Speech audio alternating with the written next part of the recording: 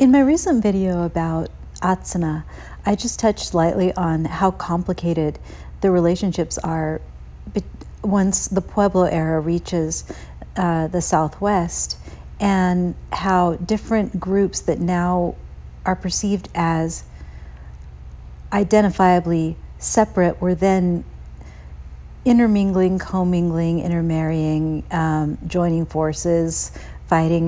They got a lot of people got mixed together after the arrival of the Dene. It's not necessarily because of their arrival, but it happened around that time. I think there was a lot of population and a lot of unrest during that time. This was around the fall of the time of the great Pueblo cultures. And the Dene, by the way, are the Navajo.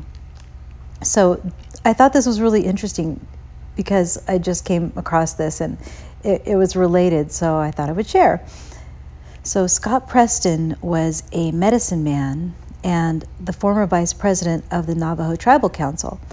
And he was talking about, I'm going to read you something where he's talking about one of the Navajo bands in the Little Colorado River area.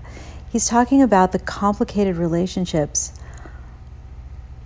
of just one band and sort of their relationships with the other people around them.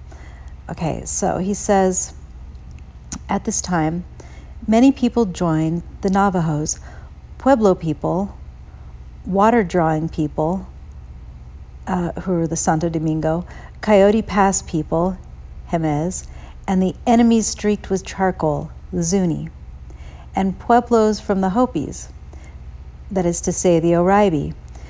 By the way, he uses some Dene words that I don't know how to pronounce, so I'm skipping that and just using the English.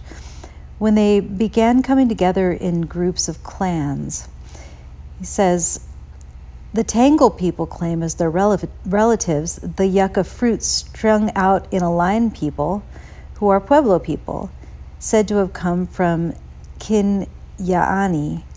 Sorry, I'm mispronouncing that, I know I am. Next are the Towering House people. There are many Kinyaani, they are Pueblos. Some of them are White Mountain Apaches because some of these Apaches came to live with the Pueblo group. For them, it appears their relationship is not well known or is confused. The clans named above say that many Hogans are not closely related to them, that they are Pueblos of Kinyaani stock, and some of the Hogan La'ani do not claim the aboves as relatives. Wow.